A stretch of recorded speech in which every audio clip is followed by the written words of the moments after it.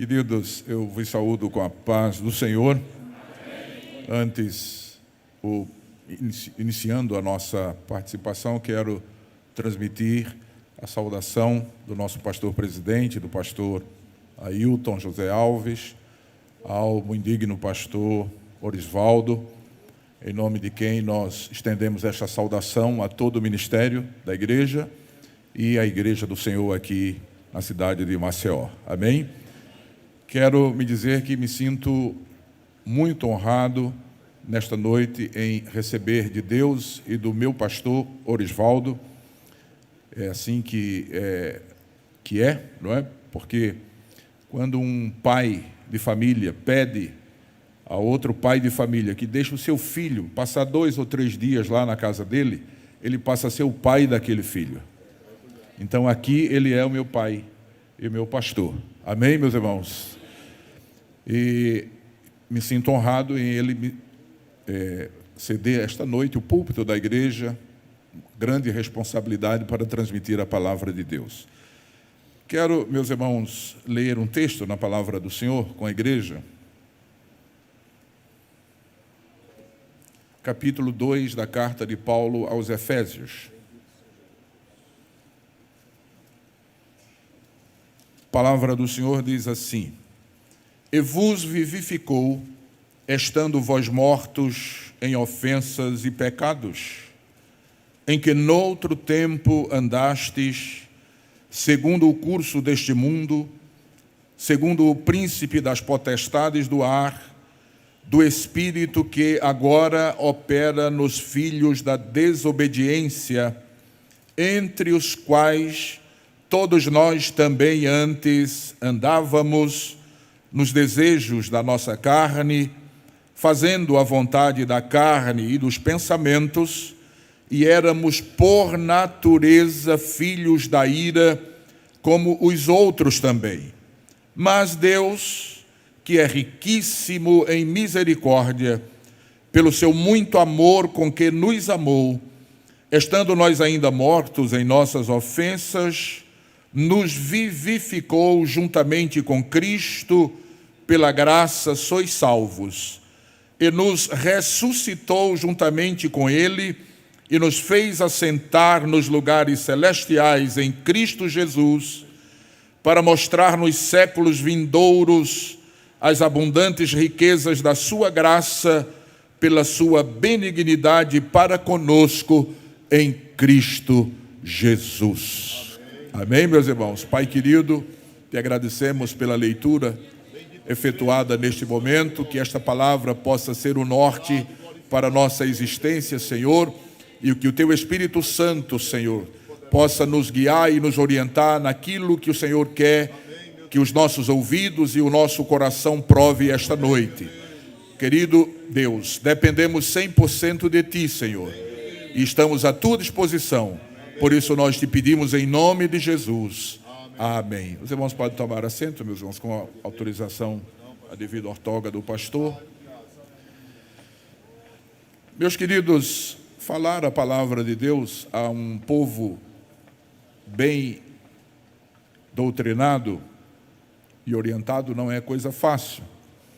E como sabemos, o pastor Orisvaldo é um exímio ensinador da palavra de Deus, e toda semana, e principalmente neste culto, ele está transmitindo. Eu tenho a oportunidade de, vez por outra, quando tenho um espaço aberto nesse momento, assistir lá de Recife a doutrina transmitida pelas plataformas digitais. Então é, como disse, uma missão muito difícil, muito espinhosa, mas para isso fomos chamados por Deus e não podemos nos negar de fazê-lo. Bem, o que nós vamos fazer esta noite, meus irmãos, é meditar na palavra. A palavra de Deus é a bússola que orienta a nossa trajetória neste mundo. Então, quando se trata da palavra de Deus, nós precisamos ter pelo menos 4 tipos de ações. Primeiro, ler a palavra. Ler a palavra. A Bíblia diz que bem-aventurado aquele que lê a palavra. Mas, pastor, e se a pessoa não souber ler? A Bíblia também diz que bem-aventurado é aquele que ouve. Se a pessoa não, por algum motivo, não é, diverso ou alheio à sua vontade, não conseguiu ser alfabetizado, não vai ser, não vai se sentir menor, não é, prejudicado, porque pode ouvir a palavra na escola dominical, pode ouvir a palavra no culto de doutrina, na classe do discipulado, enfim, há muitas formas de se ouvir a ministração da palavra de Deus. Então, a primeira coisa que precisamos fazer é ler a palavra. Mas ler somente não resolve. É preciso ler e compreender aquilo que lemos. Entender aquilo que lemos. Senão, a leitura não surtirá efeito, não é? Ficará infrutífera. Será uma leitura apenas, sem efeitos, sem produzir efeitos. Então, a gente precisa ler e a gente precisa compreender. Compreender a Bíblia deve ser o objetivo de cada crente, cada servo de Deus. Não é uma tarefa fácil, obviamente, não é? Há textos na Bíblia que são de difícil compreensão. O apóstolo Pedro falou isso de textos escritos por Paulo, não é? Pelo apóstolo Paulo. O apóstolo Paulo, que foi o grande instrumento de Deus para escrever o Novo Testamento, sobretudo os escritos que fincaram a doutrina apostólica. O Novo Testamento é composto de 27 livros. Paulo escreveu 13 com certeza. E se é como alguns querem, que ele tenha escrito também a carta aos Hebreus, então ele teria escrito mais de 50% do Novo Testamento. E nos escritos de Paulo nós vamos encontrar, meus irmãos, a doutrina cristã. Não é? Claro que não de forma sistematizada, mas todo mundo, por exemplo, que já leu a carta de Paulo aos Romanos, sabe que ali estão as grandes doutrinas, as doutrinas cardeais da fé cristã, como, por exemplo, a doutrina da pecaminosidade humana, a doutrina da justificação, a doutrina da santificação, da regeneração, inclusive a doutrina da predestinação, não como alguns querem e ensinam, a predestinação fatalista, mas há também ali a predestinação segundo a presciência de Deus, que ocorre em Cristo, na pessoa de Cristo. Então, são escritos assim que nós precisamos meditar e deles extrair os seus ensinamentos, compreender. Então, a primeira coisa é ler, a segunda é compreender, a terceira coisa é armazenar, guardar na memória, guardar no coração. Não é neste músculo aqui que bombeia sangue, que nós temos aqui na caixa torácica, mas é na mente, uma das faculdades da alma, guardar a palavra na mente. O salmista disse: escondi a tua palavra no meu coração para não pecar contra ti. Porque é guardando a palavra, armazenando a palavra na nossa mente, na nossa memória, que o Espírito Santo vai nos orientando no dia a dia, nas decisões que temos que tomar, não é? Desde as mais simples às mais complexas. Então, quando a palavra está armazenada, o Espírito Santo vai orientando por aqui, por ali, assim não, dessa forma não, é dessa forma, e a gente vai fazendo aquilo que deve ser feito segundo o plano de Deus para a nossa vida. Então, ler, compreender, armazenar e, finalmente, a parte mais difícil, irmãos, é aplicar. Aplicar a palavra significa viver de acordo com, viver conforme a palavra. E aí é que é o problema, que está o problema, não é? Viver conforme a palavra. Geralmente, é costume a gente dizer, depois da leitura de um texto bíblico, a gente diz assim: que o Senhor aplique a sua palavra em nossos corações. Não é o Senhor quem vai aplicar, somos nós. Nós é que temos que aplicar a palavra, porque aplicar significa viver de acordo com. E aí, por que é difícil, pastor, aplicar a palavra? Porque para aplicar a palavra, nós precisamos de renunciar a nós mesmos, os nossos gostos, as nossas preferências, muitas vezes os nossos projetos, os nossos planos, para que o plano de Deus se cumpra na nossa vida. Amém, queridos? E como a gente é ensinado desde muito cedo, não é? A não abrir mão das nossas convicções, dos nossos sonhos, dos nossos projetos, e às vezes fica difícil quando a gente se encontra diante de um texto bíblico que diz, olha, você está indo pelo caminho errado, não vá por aí, vá por aqui, e a gente abrir mão daquele plano para seguir o plano de Deus. Por isso que não é fácil aplicar a palavra. Mas se a gente não fizer essas 4 coisas, se a gente não ler ou escutar a palavra, se a gente não compreender, se a gente não armazenar e se a gente não viver de acordo com a palavra, então nós estamos apenas fazendo de conta que somos cristãos, não é? E o número daqueles que se dizem cristãos no Brasil, por exemplo, é enorme. O IBGE diz que passa de 87%. Olha, irmãos, se 87% dos brasileiros fossem realmente cristãos, o Brasil seria o país mais próspero do mundo, em todos os sentidos. Então tem muita gente aí dizendo que é cristão, apenas dizendo. E dizer é muito fácil. Há um ditado corrente que diz, quem tem a sua boca fala o que quer, diz o que quer, não é? Mas a gente precisa dizer e a gente precisa cumprir, por exemplo, não é? Aquilo que está lá na primeira carta de João, no capítulo 2, me vem à memória essa passagem bíblica, nós vamos pensar lá meditar em Efésios 2, tá? Mas capítulo 2 da primeira epístola universal do apóstolo João, veja o que diz.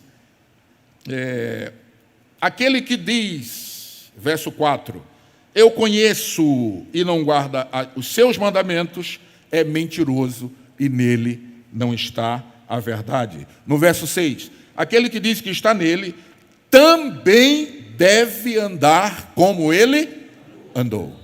Então, dizer que é cristão implica no compromisso de viver segundo Cristo, segundo a palavra de Deus, conforme a palavra de Deus. Dizer somente que é cristão não resolve, não é? É como eu disse, tem muita gente aí dizendo que é cristão. 87% dos brasileiros, assim diz o IBGE, mas isso não é verdade, não é? Viver como cristão é um desafio muito grande, porque precisa viver de acordo com a palavra de Deus. Quem diz amém? Bem, queridos, eu queria pensar com os irmãos nessa parte da Bíblia que lemos, capítulo 2 da carta de Paulo aos Efésios, e nesse pequeno trecho que lemos, eu quero destacar 8 situações, 8 pontos, 4 condições anteriores à nossa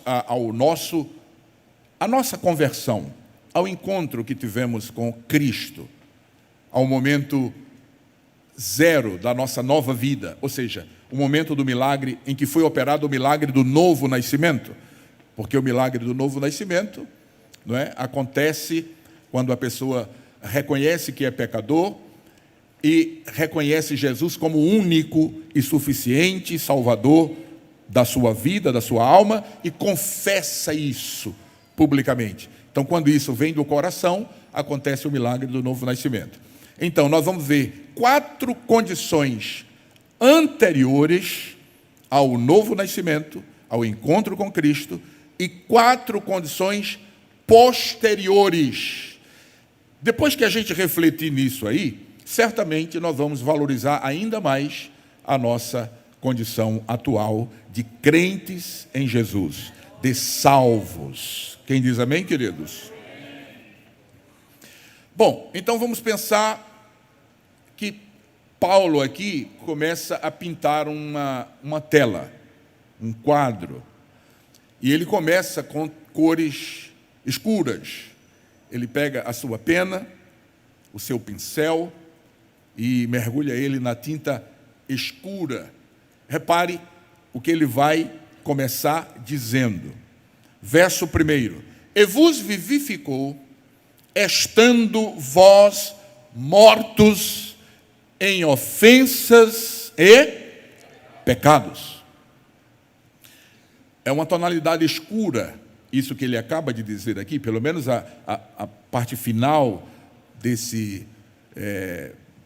dessa informação aqui, não é? O que ele diz? Ele diz que nós éramos mortos, ou estávamos mortos, em ofensas e pecados. Primeira condição anterior ao novo nascimento, morte espiritual. Dá para dizer comigo? Morte espiritual. Todos aqueles que aceitaram a Cristo e nasceram de novo, antes desse momento do novo nascimento, eram mortos espirituais. Ou seja, estavam mortos espiritualmente. E talvez, para quem não estuda a doutrina da morte, que é uma doutrina bíblica, as pessoas, pastor Arisvaldo, procuram evitar a palavra morte, ficam sem querer nem pensar nesta palavra, mas ela está na Bíblia, é uma doutrina bíblica. A Bíblia fala da morte física, a Bíblia fala da morte espiritual, e a Bíblia fala da morte eterna também, não é? Então, é uma doutrina bíblica. E aquelas pessoas que não querem ouvir falar de morte vão morrer de todo jeito, sem querer ouvir falar de morte. Então, a morte não é um problema para crente, não é? Porque o crente tem convicção para onde vai, o crente tem a sua garantia selada na ressurreição de Cristo, de que mesmo que ele venha tombar aqui, um dia ele haverá de ressuscitar. Quem crer nisso, irmãos? Então, quem crer assim não pode ter medo de morte. Não pode ter medo da morte, não é? Muito menos de falar nela. Pois bem, mas Paulo diz aqui que nós estávamos mortos em nossas ofensas e em nossos pecados. É a primeira condição anterior ao encontro com Cristo, morte espiritual. A morte espiritual, a Bíblia fala que é a separação de Deus. O indivíduo permanece vivo fisicamente, porém separado de Deus. Quando Deus disse a Adão, não coma do fruto da árvore da ciência, que não tem nada a ver com maçã, tá? Porque no dia que você comer, certamente você morrerá. E alguém diz, mas ele comeu e ficou vivo? Sim, ele ficou vivo fisicamente, mas a Bíblia é muito clara quando mostra que Adão foi separado de Deus, foi expulso do jardim. Isso é morte espiritual, é separação de Deus, não é? Então, essa morte de que Paulo fala aqui é a morte espiritual, é a separação de Deus. As pessoas estavam vivas, mas estavam separadas de Deus. Sim, pastor, mas por que esse quadro é tão negro como o senhor mencionou? É porque qualquer pessoa que estiver na condição de morto espiritual e vier a morrer fisicamente, fatalmente, inexoravelmente, enfrentará o dano da segunda morte, que é a morte eterna. Ou seja, a pessoa está morta espiritualmente, morre fisicamente também, pronto, não tem mais retorno. É separação eterna de Deus, separação definitiva. Não adianta chorar, não adianta pedir, não é? Lembra daquele rico, não é? Que morreu Lázaro também, e o rico viu Lázaro ali no seio de Abraão, não é? De alguma forma já descansando, e ele estava em tormentos, e ele disse, olha, dá um jeito aí para que o Lázaro aí toque na água e venha refrescar a minha língua, não é? E então foi dito a ele, olha, quem está aqui não vai para lá, e quem está lá não vem para cá, não é? Está selado definitivamente, está selado o destino eterno das pessoas depois que elas morrem. E se ela morre estando morto espiritualmente, ela enfrentará a morte eterna. Eu sei, não dá para dar glória a Jesus numa situação dessa, mas é como Paulo começa a pintar aqui esse quadro. nós estávamos mortos em nossas ofensas e pecados. E ele diz: em que noutro tempo andastes, segundo o curso deste mundo, preste atenção, segundo o príncipe das potestades do ar, do espírito que agora opera nos filhos da desobediência. Então, a primeira condição anterior era a morte espiritual. Segunda condição anterior, escravos de Satanás. Quando o texto menciona aqui príncipe das potestades do ar, está fazendo menção exatamente ao arqui-inimigo de Deus e da igreja. Então veja, nós éramos mortos espirituais e éramos escravos de Satanás. Duas condições terríveis. E aí a tela, o quadro que Paulo vai pintando, vai ficando mais escuro ainda. Imagine que este Senhor é um Senhor implacável, cruel, ele não tem afeto, a figura dele é uma figura triste, de violência, de perseguição, de destruição, não é? E era ele que era o nosso Senhor, antes de encontrarmos a Cristo, ou de sermos encontrados por Ele, antes de nascermos de novo. Nós vivíamos segundo o curso deste mundo, segundo o príncipe das potestades do ar. O inimigo, irmãos, ele não, como disse, ele é implacável, ele não sente dó de ninguém. Quando a pessoa amanhece doente, ele não vai dizer assim: o bichinho hoje está com febre, eu não vou tentar ele não. A bichinha está com a virose, então eu vou deixar ela em paz hoje. Não! Se ele perceber que você está com algum tipo de debilidade, de vulnerabilidade, aí é que ele vai tentar você para lhe destruir. E nós éramos, diz a Bíblia, andávamos segundo o curso deste Senhor, implacável, terrível, cruel. Mas não para por aí. Paulo continua colocando o seu pincel lá na tinta escura, e olha o que ele diz da nossa terceira condição anterior. Ele diz: entre os quais, ele está falando aqui dos filhos da desobediência, todos nós também antes andávamos nos desejos da nossa carne. Os desejos da nossa carne. É a terceira condição anterior. Nós vivíamos dominados pelas concupiscências, que em grego é epitomia, que significa desejos fora de controle. Não é? Esses desejos descontrolados é que norteava a nossa conduta. Por isso que é possível que algumas pessoas que aqui estão viviam de noitada em noitada, porque esses desejos eles estavam fora de controle. A pessoa passava uma noite numa festa e não se satisfazia, no outro dia queria de novo, e no outro dia queria de novo. As concupiscências eram elas que dominavam a nossa vida, quando nós ainda não tínhamos encontrado a Cristo, ou sido encontrados por Ele. Éramos escravos da carne. Veja, mortos espirituais, escravos de Satanás e escravos da carne, das concupiscências. E ele continua pintando este quadro terrível, que não faz com que as pessoas fiquem meditando, mas não glorificando. Eu sei que vocês estão meditando. Veja o que diz o verso de número 3, a segunda parte. E éramos, por natureza, filhos da ira, como os outros também. Essa expressão aqui, filhos da ira, irmãos, remete à nossa condição de estar debaixo de condenação. Quando a ira de Deus vem ou virá sobre a terra, quando ela viesse sobre a terra, como virá, a gente sabe que vem, é só ler o livro do Apocalipse.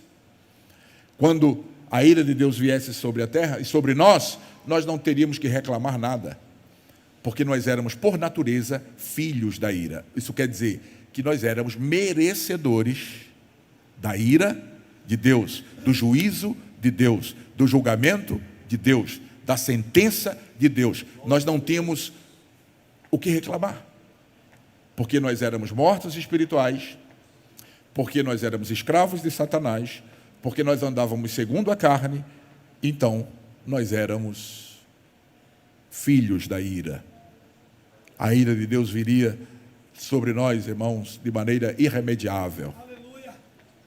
Sobre grandes e pequenos, ricos e pobres, sobre pequenos e grandes, não é? Ninguém escaparia. Nós estávamos com a nossa condição eterna, irmãos, muito difícil até de refletir nela. A ira de Deus que virá sobre nós, que viria sobre nós. Agora eu quero que você olhe para a Bíblia, se você tiver com ela aberta, nesse texto. E eu vou pedir para você fazer um coral bem bonito, com as duas primeiras palavras do verso 4. Nós vimos as 4 condições anteriores ao nosso encontro com Cristo, não é? Ao nosso encontro com Ele, anteriores ao novo nascimento. Agora vamos ver que o quadro vai mudar. Mas repare como começa o verso 4. Eu queria que você dissesse somente as 2 primeiras palavras, não diga mais nenhuma. Leia aí somente as 2 primeiras palavras. Eu vou contar de 1 até 3 e você vai ler o verso 4 até a primeira vírgula, ok? 1, 2, 3. Pronto, só até aí. Vamos de novo? 1, 2, 3. Preste atenção aqui, queridos. Deus entra em cena. Olha como está mudando, está vendo?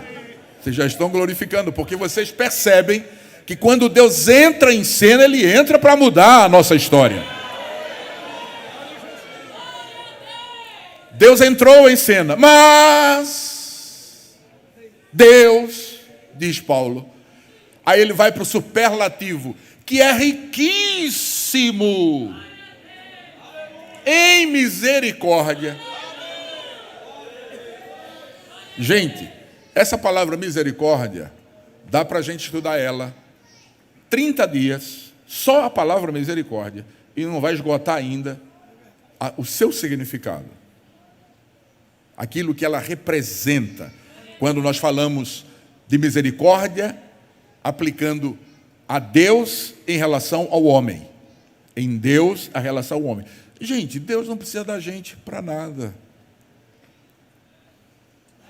Tem gente que pensa que quando ora faz um favor a Deus, quando evangeliza faz um favor a Deus, quando prega faz favor a Deus, quando canta faz favor. Não, Deus não precisa de nada. É uma das características, se é que a gente pode dizer assim, que há em Deus, é a completude. Ele é pleno, não lhe falta nada. Se você adorar, Ele é Deus. Se você não adorar, Ele continua sendo Deus do mesmo jeito. Se você não adorar, as baleias adoram, as formigas adoram, as cigarras adoram, os pássaros adoram. Ele tem quem adore. Os planetas adoram. Você sabe que os planetas emitem som, não é? Então, Deus não está com carência. Tem gente que pensa que Deus está lá pelo canto da parede. Canta um louvorzinho para mim aí, para ver se eu me animo aqui. Não, gente. A gente é que precisa de Deus, não é? Entretanto, Ele olhou assim para nós e viu a nossa condição, mortos espirituais, escravos do diabo, escravos da carne e merecedores da ira. Ele disse, eu vou mudar esse quadro. Ele decidiu, vou mudar esse quadro. Aí João diz, Deus que é riquíssimo em misericórdia, aí ele chama aqui um outro atributo divino, não é? Que é o amor. Pelo seu muito amor com que nos amou, o que Ele fez? Pela misericórdia e pelo amor dEle. Estando nós ainda mortos em nossas ofensas, o que Ele fez? Mas a gente foi muito fraco, não é? O que Ele fez conosco? Nos vivificou. Vocês lembram que a nossa primeira condição anterior era mortos espirituais? Agora o que nós somos? Vivos. Ele disse, eu vim para que vocês tenham vida. E não é qualquer vida, é vida de qualidade, é vida abundante, é tanta vida que ela salta para a eternidade. Ela começa aqui já. Quando você nasce de novo, você recebe vida, vida espiritual, vida eterna. E esta vida ela vai se prolongar. Por isso que eu disse que o crente não pode ter medo da morte. Que a morte é só um repouso, é um momento de descanso daqui, da labuta terrena, não é?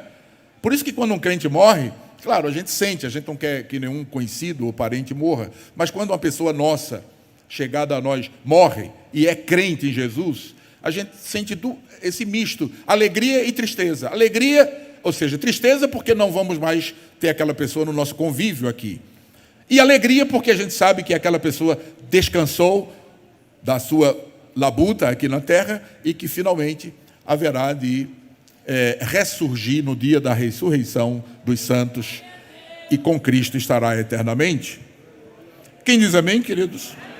Então a primeira condição atual, vivos. Você sente vida aí, enquanto eu estou ministrando essa palavra?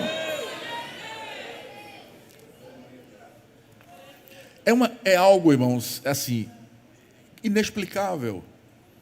A vida que Jesus comunica a nós, não depende de estímulo externo, porque é a vida colocada dentro de nós, é uma nova vida.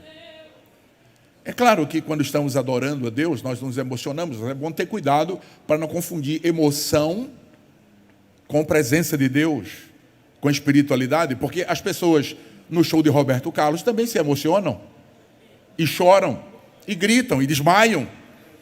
Então tem que ter cuidado para não confundir as coisas. A vida espiritual, a vida que Cristo nos concede, é algo, irmãos, que palavras, é inefável. Palavras não conseguem explicar a vida que a gente sente. Só quem tem essa vida sabe do que eu estou dizendo. E ela independe de problema. O crente está com problema, mas ele é vivo. Ele nasceu de novo. Ele tem uma festa dentro dele, irmãos, que não consegue se acabar. Você está dizendo, pastor, que o crente nunca fica triste? Não estou dizendo isso. O crente fica triste. Mas até na tristeza a fé canta. O hino não diz isso, né? Quando o crente está triste, irmãos, a fé dele consegue superar a tristeza e ele sente essa alegria da vida que pulsa dentro dele. Jesus disse, olha, aquele que receber a mim, as minhas palavras, eu farei que nele faça brotar uma fonte de água viva que jorra para a vida eterna. Tem problema? Tem problema, mas tem vida. Tem dificuldade? Tem dificuldade, mas tem vida. Tem incertezas? Tem incertezas, como todo mundo tem. Crente não é uma figura alienígena. Crente é um ser humano que anda na terra, que tem problemas, que administra problemas, mas crente tem vida. E é vida com abundância, ou em abundância. Então, o texto diz, estando nós ainda mortos em nossas ofensas, nos vivificou juntamente com Cristo, pela graça sois. Veja, todo mundo sabe aqui que graça é o favor de Deus a quem não merece, não é? Então, essa vida que Ele nos deu, não é porque a gente merecia, não. É simplesmente porque Ele decidiu nos alcançar com a sua misericórdia, com o seu amor e com a sua graça. Amém, irmãos? O pessoal fica botando o nome aí na graça, graça disso, graça daquilo, graça... Não, graça de Deus é graça de Deus, irmãos. Não é? É o favor de Deus. Pois bem, segunda condição atual. E nos ressuscitou, verso 6. E nos ressuscitou juntamente com Ele, com Cristo. Preste bem atenção aqui nesse detalhe. E nos ressuscitou juntamente com Cristo. Quando uma pessoa, irmãos, quando é operada em um indivíduo, o processo da salvação, pelo Espírito Santo, porque é o Espírito Santo quem convence o homem, não é? Através da ministração da palavra e da forma como Deus achar melhor fazê-lo, não é? Quando o Espírito Santo convence o homem e ele se converte, duas coisas pelo menos acontecem. O Espírito Santo leva ele lá no Calvário, no dia da morte de Cristo. E ali aquela pessoa vê Cristo morrendo por ela, se entregando por ela. Então, o que o Espírito Santo diz? Olha, você está vendo, ele está morrendo, ele morreu por você. Então, você precisa morrer também para o mundo. Aí a pessoa ali crucifica a sua carne, o seu velho homem para o mundo. E ele fica morto também? Pastor, não, ele não fica morto. Quem morre é o velho homem. Mas o Espírito Santo leva ele a segunda etapa, não é? O segundo ponto, leva ele para o domingo da ressurreição. E lá no domingo da ressurreição, aquela pessoa que morreu com Cristo para o mundo, ressuscita com ele, com Cristo, para viver em novidade de vida. É o que o texto diz. E nos vivificou juntamente com Cristo, e nos ressuscitou juntamente com Ele. Agora, preste bem atenção aqui. Lembra que a nossa segunda condição anterior era escravos de Satanás? Ora, quando um escravo morre, cessa o poder daquele senhor sobre ele. Não é? Sim ou não? Sim. Você já ouviu falar de um senhor que quer manter o escravo morto como escravo? Não. Quando o escravo morre, o que é que o Senhor faz? Manda enterrar o escravo, não é? Pois bem, como nós morremos, aquela segunda condição anterior, escravo de Satanás, ela é cessada. E quando a gente nasce com Cristo, a gente tem agora um novo Senhor. Quando a gente ressuscita com Cristo, Ele, Jesus, é agora o nosso Senhor. Há um cantor lá, pernambucano, que canta um hino antigo, que diz: não sou mais aquele escravo do pecado aterrador, não sou mais prisioneiro, sou soldado do Senhor. Amém, queridos? Aquela segunda condição, escravos de Satanás, cessou. Nenhum de nós aqui que nascemos de novo somos escravos de Satanás. Ele não tem mais poder sobre a sua vida. Ele não tem mais poder sobre a nossa vida. Agora nós temos um novo Senhor. Como é o nome do nosso Senhor, meus irmãos? Jesus. Este é agora, ou seja, não agora, mas desde o momento em que nós nascemos de novo, a partir dali, Ele passa a ser o nosso Senhor. Percebe como o quadro que o apóstolo Paulo está pintando vai mudando de cor, vai ficando claro? Vai ficando claro, vai ficando claro. Quem era morto agora está vivo. Quem era escravo do diabo agora é servo de Jesus. E não para por aí. Ele ainda diz no verso de número 7, não, número 6 ainda. E nos fez assentar nos lugares celestiais em Cristo. Veja que essa mudança, irmãos, que aconteceu na nossa vida, está atrelada à pessoa de Cristo. Nada sem Ele. Nada sem Jesus. Tudo está atrelado a Ele, não é? E o que aconteceu aqui agora? Ele diz que nos fez assentar, Ele nos ressuscitou com Cristo e nos fez assentar nos lugares celestiais. Vocês lembram qual era a terceira condição anterior? Escravos da carne. A gente andava, irmãos, buscando apenas as coisas da terra, da carne, para satisfazer a carne daqui. Repare agora o salto que a gente deu. A gente sai da terra, no sentido de interesses, e vai agora para os lugares celestiais. Repare se não é assim. Às vezes a irmã está em casa, preparando a comida, e começa a cantarolar um hino. Assim. O Espírito Santo começa a mover ela e ela começa a cantarolar um hino. Daqui a pouco ela não sabe se o céu desceu, se ela subiu. Ela começa a sentir uma alegria, não é? Às vezes nós vamos dirigindo o carro, colocamos lá um hino de adoração a Deus, né? Um de adoração, porque hoje tem uns hinos aí que não dá certo. Mas tem uns hinos ainda que... Eu tenho um DVD, pastor, que eu recebi de presente, um irmão me deu, com 337 músicas, só de Feliciano Amaral. Eu já escutei todo. É 24 horas de música. Eu não encontrei uma música feia. Quem quiser me achar retrógrado, que acha, não tem problema. Mas é aquele tipo de música que a gente coloca lá no carro e vai dirigindo, daqui a pouco os olhos começam a marejar, começam a lacrimejar, e às vezes a gente tem que parar o carro um pouquinho assim no acostamento para não acontecer um acidente. Porque você começa a sentir uma alegria assim, bem forte dentro de você. Nós fomos transportados para os lugares celestiais. Quem andava atrás de desejo da carne, agora diz, não, a carne, não, você não. Agora eu tenho coisas melhores para desfrutar. Paulo diz que nós fomos abençoados com algumas bênçãos espirituais nos lugares celestiais. Com toda a sorte de bênçãos espirituais nos lugares celestiais. Você está desfrutando disso, irmão?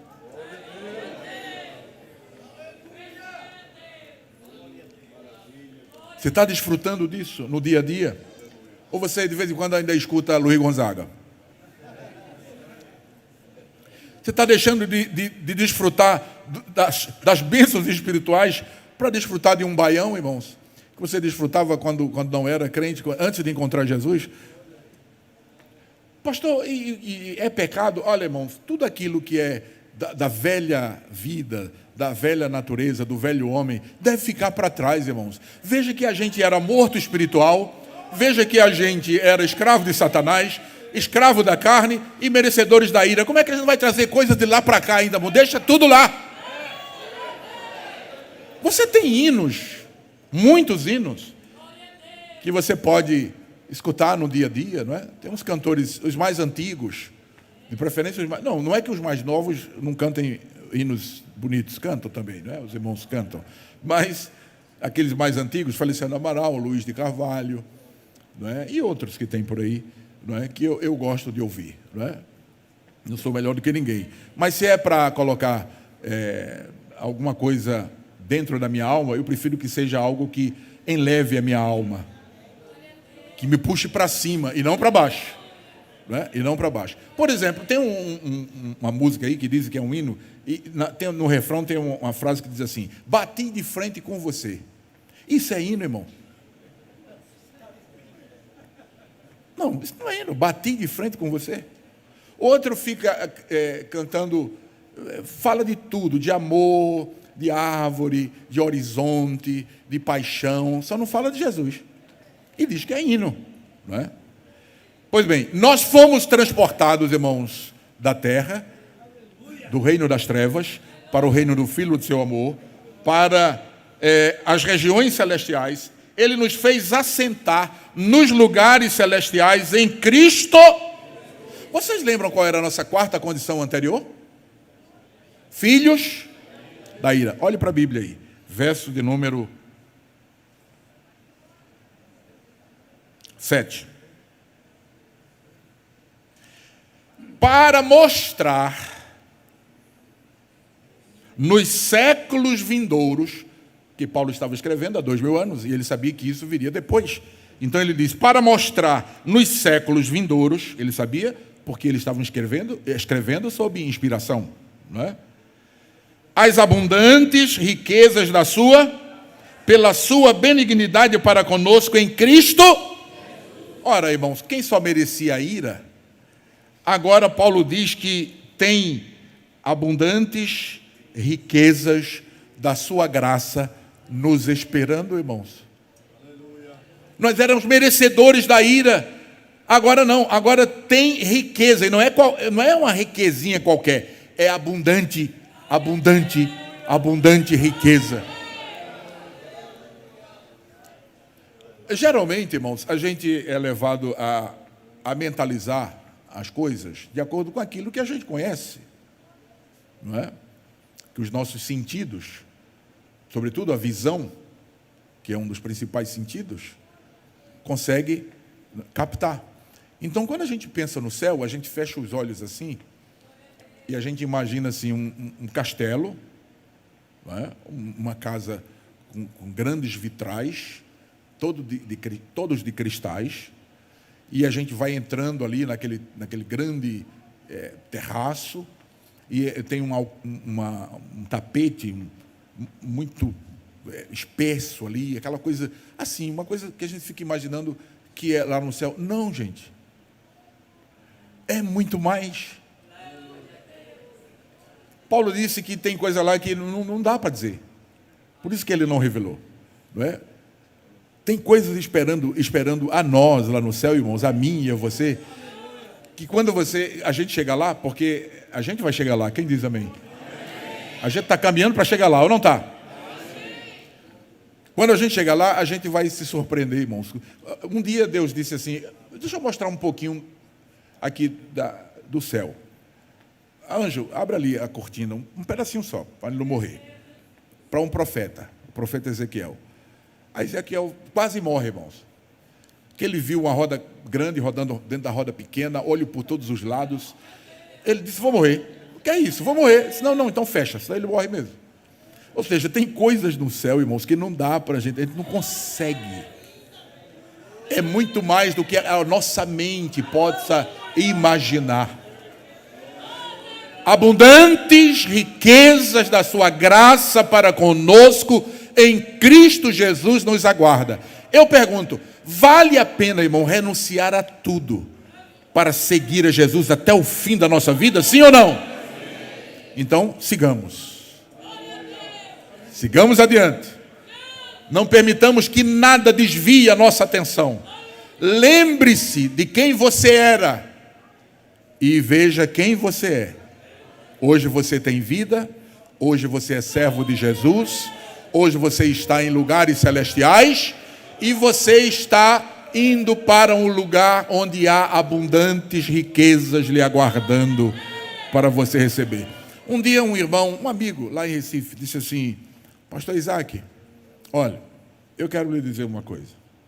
Eu quero chegar no céu, nem que seja para morar na sua biqueira, na biqueira da sua casa. Eu disse a ele, pastor, então você não vai. Porque para lá só vai quem tem lugar, morada. Lá não tem sem teto. O negócio de sem teto é aqui, desse pessoal aí. Lá não. Lá todo mundo vai ter o seu lugar. Ninguém vai ficar na biqueira de ninguém. Quem diz amém, meus irmãos? Pastor, muito obrigado. Desculpe, viu, por esse tempo.